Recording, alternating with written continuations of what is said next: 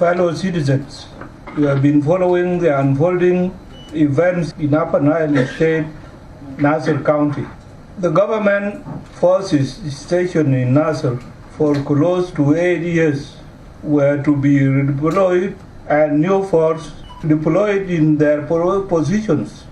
This is a normal routine with the armed forces. This exercise was politicized and that the army was going to disarm the communities around Ulang and Nasser. On February 28th, Dr. Riek Machar, the first vice president, requested a meeting so that we could address this tension. We indeed met on March 3rd, 2025. The meeting was positive and Dr. Riek assured us all, the parties to the agreement, that he will intervene. On March 4th, 2025, the military garrison in Nasser was attacked by the White Army under the command of the SPLA-IO officers. Despite the assurances from Dr. Riek Machar that the IO will not attack the base, General Major Dak said the commander held his ground with a few remaining forces in tanks and trenches.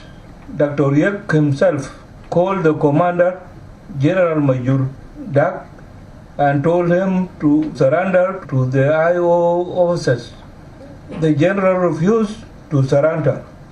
Dr. Riek assured me and the UN representative in the country that the general will be safe and that UN rescue mission should fly to Nasser and evacuate the general and his men. On the 6th, the UN helicopters flew to Nasser but came under fire upon landing. The second attempt, the IO troops were told to at least retreat 300 meters away to allow the plane to land. It still came under fire while taking off, but managed to rescue 11 officers and men. The general opted to be evacuated last. This morning, 2 UN planes flew to Nasser. While on boarding the general and the officers, they came under heavy fire again.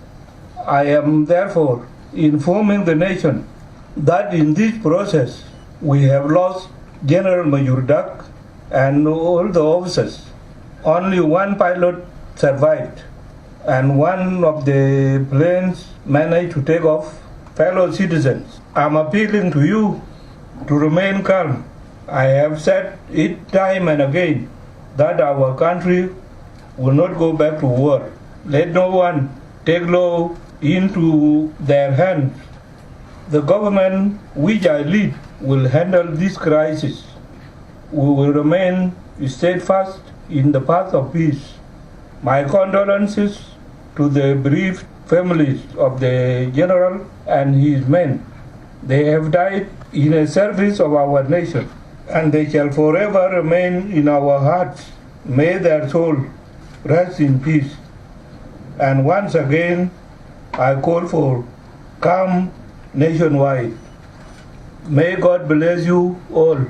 May God bless South Sudan. Salva Kiir.